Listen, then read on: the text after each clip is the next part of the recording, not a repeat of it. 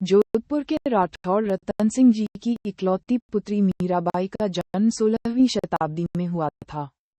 बचपन से ही वह कृष्ण भक्ति में रम गई थी।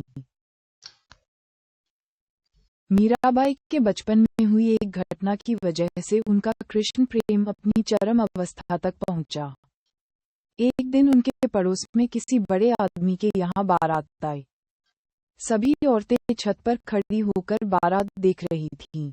मीरा भी बारात देखने लगी। बारात को देख मीरा ने अपनी माता से पूछा कि मेरा दूल्हा कौन है।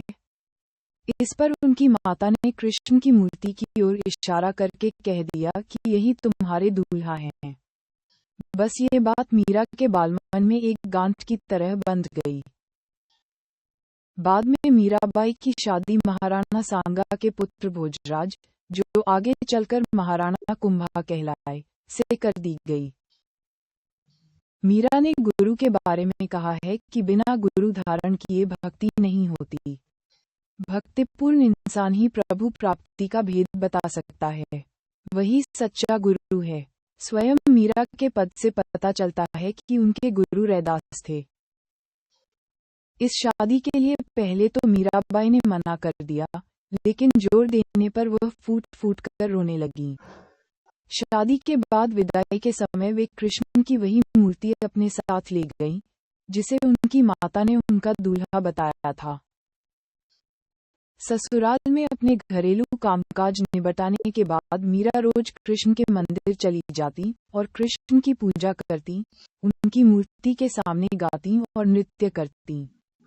उनके ससुराल वाले तुलजा भवानी यानी दुर्गा को कुल देवी मानते थे। जब मीरा ने कुल देवी की पूजा करने से इनकार कर दिया तो परिवार वालों ने उनकी श्रद्धा भक्ति को मंजूरी नहीं दी। मीराबाई की नंद उदाबाई ने उन्हें बदनाम करने के लिए उनके खिलाफ एक साजिश रची। उसने राणा से कहा कि मीरा का किसी के साथ गुप्त प्रेम है और उसने मीरा को मंदिर में अपने प्रेमी से बात करते देखा है। राणा कुंभा अपनी बहन के साथ आधी रात को मंदिर गया। वह मंदिर का दरवाजा तोड़कर अंदर पहुंचा और देखा कि मीरा अकेले ही कृष्ण की मूर्ति के सामने परम आनंद की अवस्था में बैठी मूर्ति से बातें कर रही थी और मस्ती में गा रही थी। राणा मीरा पर चिल्लाया, मीरा, तुम जिस प्रेमी से अभी बातें कर रही हो, उससे मेरे सामने लाओ।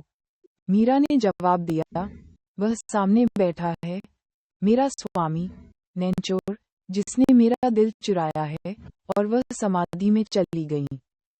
इस घटना से राणा कुंभा का दिल टूट गया, लेकिन फिर भी उसने एक अच्छे पति की भूमिका निभाई और मरते दम तक मीरा का साथ दिया। हालांकि मीरा को राजगद्दी की कोई चाह नहीं थी, फिर भी राणा के संबंधी मीरा को कई तरीकों से सताने लगे। कृष्ण के प्रति मीरा का प्रेम शुरुआत में बेहद निजी था, लेकिन बाद में कभी कभी मीरा के मन में प्रेमानंद इतना उमड़ पड़ता था कि वह आम लोगों के सामने और धार्मिक उत्सवों में नाचने गाने लगती थीं। वे रात में चुपचाप चित्तौड़ के किले से निकल जाती थीं और नगर में चल रहे सत्संग में हिस्सा लेती थीं। मीरा का देवर विक्रमादित्य, जो चित्तौड़गढ़ का नया राजा बना, बहुत कठोर था। मीरा की भक्ति, उनका आम लोगों के साथ घुलना मिलना और नारी मर्यादा के प्रति उनकी लापरवाही का उसने कड़ा विरोध किया।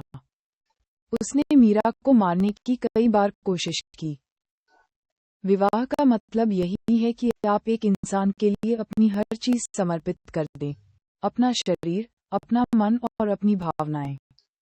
आज भी कई ईसाई संप्रदायों में नन बनने की दीक्षा पाने के लिए लड़कियां पहले जीसस के साथ विवाह करती हैं।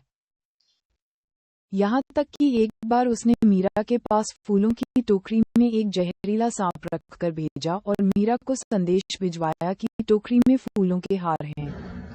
ध्यान से उठने के बाद जब मीरा ने टोकरी खोली तो उसमें से फूलों के हार के साथ कृष्ण की एक सुंदर मूर्ति निकली।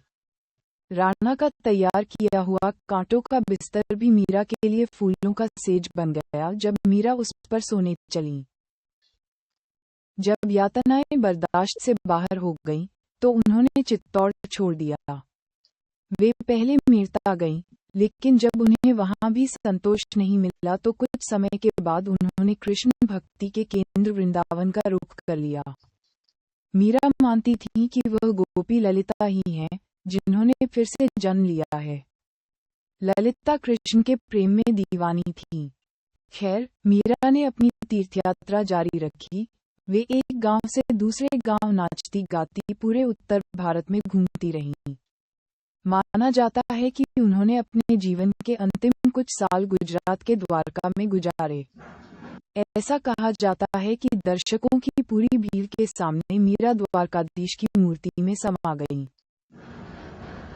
मीरा के लिए कृष्ण ब्रह्म नहीं हकीकत थे।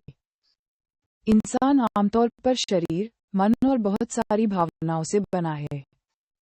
यही वजह है कि ज्यादातर लोग अपने शरीर, मन और भावनाओं को समर्पित किए बिना किसी चीज के प्रति खुद को समर्पित नहीं कर सकते।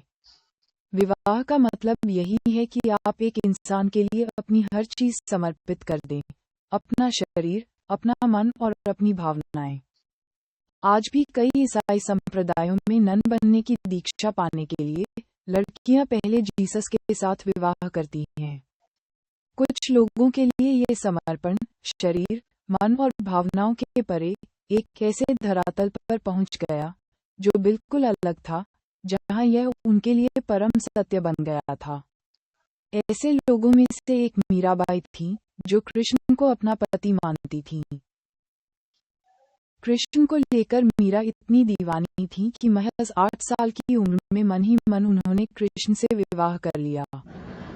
उनके भावों की तीव्रता इतनी गहन थी कि कृष्ण उनके लिए सच्चाई बन गए।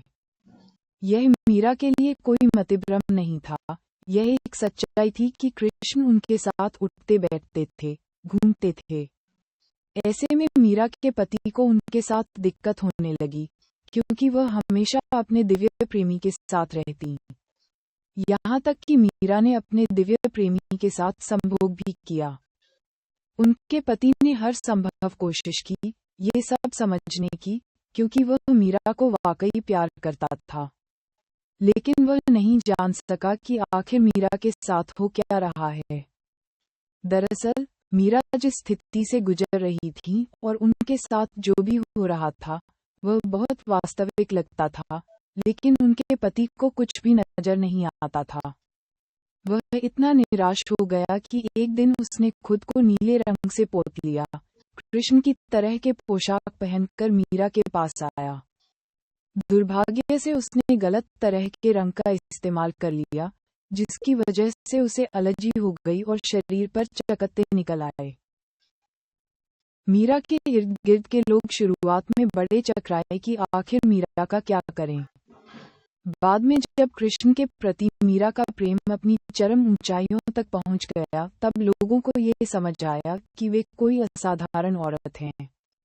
लोग उनका आदर करने लगे, ये देखकर कि वे ऐसी चीजें कर सकती हैं जो कोई और नहीं कर सकता।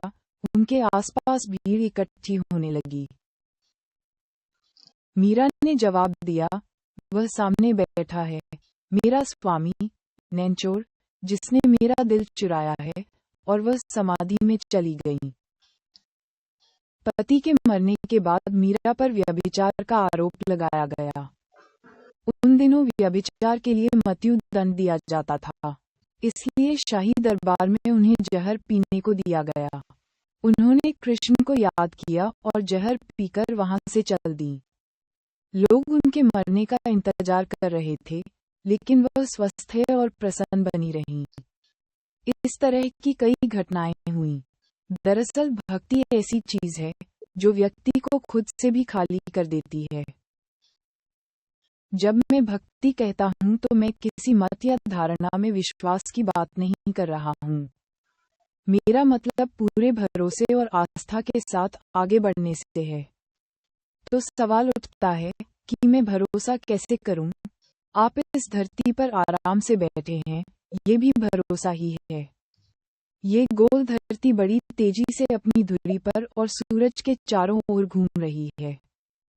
मान लीजिए अचानक ये धरती माता उल्टी दिशा में घूमने का फैसला कर ले, तो हो सकता है कि आप जहां बैठे हैं वहां से छिटक कर कहीं और चले जाएं। आप नहीं जानते आप कहां पहुंचेंगे। तो आप आराम से बैठें, मुस्कराएं, दूसरों से बातें करें। इन सब के लिए आपको बहुत ज्यादा भरोसे की जरूरत है। लेकिन ये सब आप अनजाने में और बिना प्रेम भाव के कर रहे हैं। इस भरोसे को पूरी जागरूकता और प्रेम के साथ करना सीखिए। यही भक्ति है। ये सृष्टि जैसी है उस पर वैसे ही भरोसा करते हुए अगर आपने जागरूकता और प्रेम के साथ यहाँ बैठना सीख लिया तो यही भक्ति है। भक्ति कोई मत या मान्यता नहीं है। भक्ति इस अस्तित्व में होने का सबसे खूबसूरत तरीका है। जीव गोसाई वृंदावन में वैष्णव संप्रदाय के मुखिया थे। मीरा जीव गोसाई के दर्शन करना चाहती थी, लेकिन उन्होंने मीरा से मिलने से मना कर दिया। उन्होंने मीरा को संदेशा भिजवाया कि वह किसी औरत को अपने सामने आने की इजाजत नहीं देंगे। मीराबाई ने इसके जवाब में अपना संदेश भिजवाया कि वृंदावन में हर कोई औरत है। अगर यहाँ कोई पुरुष है तो केवल गिरिधर गोपाल। आज मुझे पता चला कि वृंदावन में कृष्ण के अलावा कोई और पुरुष भी है। इस जवाब से जीव गोसाई बहुत शर्मिंदा हुए। वह फौरन मीरा से मिलने गए और उन्हें भरपूर सम्मान दिया। मीरा ने गुरु के बारे में कहा है कि बिना गुरु धारण किए भक्ति नहीं होती। भक्तिपूर्ण इंसान ही प्रभु प्राप्ति का भेद बता सकता है। वही सच्चा गुरु है। स्वयं मीरा के पद से पता चलता है कि उनके गुरु रैदास थे। नहीं मैं पीहर सासरे, नहीं पियाजी रीसात। मीरा ने गोविंद मिलिया जी, गुरु मिलिया रैदास। कृष्ण मीरा शायरी। मीरा ने अनेक पदों व गीतों की रचना की। उनके पदों में उच्च आध्यात्मिक अनुभव हैं। उनमें दिए गए संदेश और अन्य संतों की शिक्षाओं में समानता नजर आती है। उनके पद उनकी आध्यात्मिक ऊंचाई के अनुभवों का आईना है। मीरा ने अन्य संतों की तरह कई भाषाओं का प्रयोग किया है, जैसे हिंदी, गुजराती, ब्रज, अवधी, भोजपुरी, अरबी, फारसी, मारवाड़ी, संस्कृत, मैथिली और पंजाबी। मीरा के पदों में भावनाओं की मार्मिक अभिव्यक्ति के साथ साथ प्रेम की ओजस्वी प्रवाह धारा और प्रीतम से वियोग की पीड़ा का मर्मभेदी वर्णन मिलता है।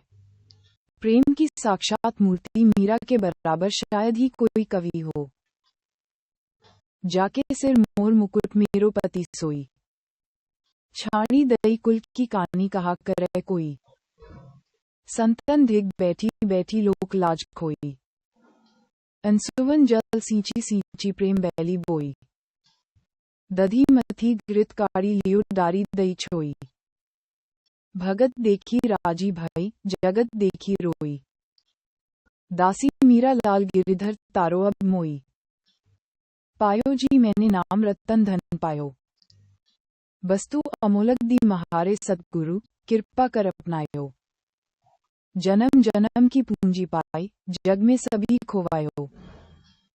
खर्चे नहीं कोई चोर न लेवे, दिन दिन बढ़त सवायो। सत की नाव खेवहिया सतगुरु, भवसागर तरायो। मीरा के प्रभु गिरधर नागर, हर्क हर्क जस पायो।